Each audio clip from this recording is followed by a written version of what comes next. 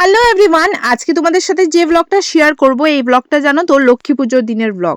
তো ফার্স্টে রান্নাঘর থেকে স্টার্ট করি। দেখো বোন বানাচ্ছিল হলো আলুর দম, যেটা খাওয়া হবে সন্ধেবেলা। আর এখানে মা 5 পদ রান্না করেছিল। লক্ষ্মী পূজার দিন আমাদের 5 পদ রান্না করার নিয়ম থাকে, তো সেটাই মা রান্না করছিল। এখানে আমি এখন যাব হলো স্নান করতে। আর দেখো স্নান করে চলে এসেছি। এই যে শাড়িটা এনেছি এটা এনেছি হলো কলা বউর জন্য। তো আমাদের জানো তো কলা বউ পুজো হয়, আর এই কলা বউটা কিন্তু আমার বাবা নিজে হাতে বানায়। ছোটবেলা থেকে দেখে এসেছি, বাবা খুব সুন্দর করে এটা বানায়। আগে তো অনেক বড় বড় কলা গাছ আনতো, তো অনেকটা মানে প্রবলেম হতো, বিকজ বড় হলে যা হয় আর কি, শাড়ি পরাতেও একটু প্রবলেম হয়। তো এখন প্রায় মানে ছোট দেখে আনে, যাতে শাড়িটা পরাতে মানে ইজি হয় আর কি। তো দেখো এখানে মা আর আমি মিলে কলা বউর শাড়িটা পরিয়ে নিচ্ছিলাম। এটাও কিন্তু একটা বহুত বড় টাস্ক।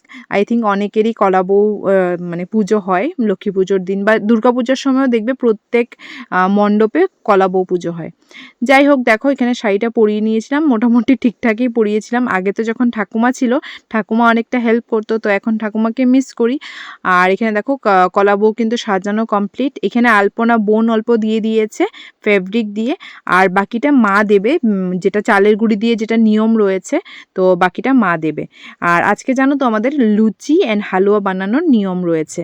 তো এখানে দেখো কাজুগুলো রোস্ট করে নিচ্ছি, একদম মনোযোগ দিয়ে বানাচ্ছিলাম জানো তো হালুয়াটা। আর পুরো ঘি দিয়ে বানিয়েছি, এত খেতে দুর্দান্ত হয়েছিল না কি বলবো।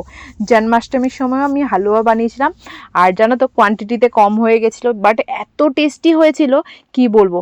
এটা আই থিঙ্ক অনেকেরই হয়, যখন তুমি অল্প করে কিছু জিনিস বানাবে অনেক টেস্টি হয়, বাট যখন তুমি ভাববে যে আজকে খুব ভালো করে বানাবো, হয়তো তখন সেরকমটা হয় না। যাই হোক, সেদিনও হালুয়াটা ভীষণই টেস্টি হয়েছিল। আর পুরো ঘি দিয়ে বানিয়েছিলাম, তো এই জন্য বেশ দারুণ হয়েছিল, ফ্লেভারটাও দারুণ এসেছিল।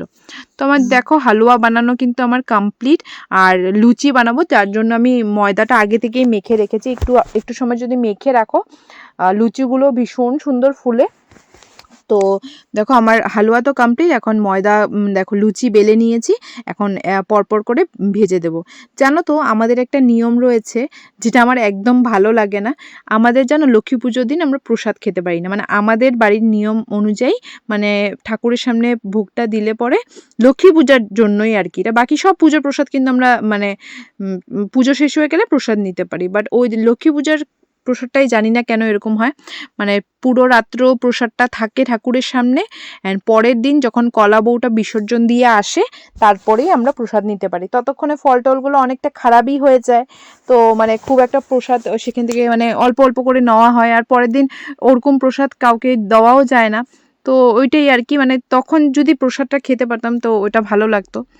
আর আমাদের জানো তো কাউকে প্রসাদ দিইও না আমরা, মানে লক্ষ্মী পূজার প্রসাদ। বাকি সব প্রসাদ আমরা সবাইকে ডিস্ট্রিবিউট করি, পাড়া বলো, চেনা জানা সবাইকে। কিন্তু লক্ষ্মী পূজার প্রসাদ আমরা বাড়ি থেকে বেরও করি না। অন্য কিছু যেটা এক্সট্রা করে বানানো থাকে সেটা দিই, বাট লক্ষ্মী পুজোর যেটা ঠাকুরের সামনে প্রসাদ, ওই প্রসাদটা কিন্তু আমরা বাড়ি থেকে বের করি না, এটাই নিয়ম রয়েছে।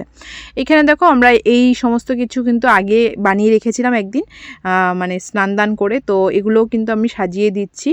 আগে থেকে বানালে কি মানে ভালো হয় না বলো। আমাদের মামা বাড়িতে তো আবার ওরা পুজোর দিনই এসব বানায়, মানে কি হ্যাকটিক ব্যাপারটা। এখানে দেখো আমি প্রসাদ সাজাচ্ছি, এটাকে বলে হলো পঞ্চদেবতার ভোগ। তো পঞ্চদেবতার ভোগটাও সাজিয়ে নিচ্ছি। আর এখানে মা ঘর টর সব রেডি করে ফেলেছে। দেখো ঘরটা কি সুন্দর লাগছে না।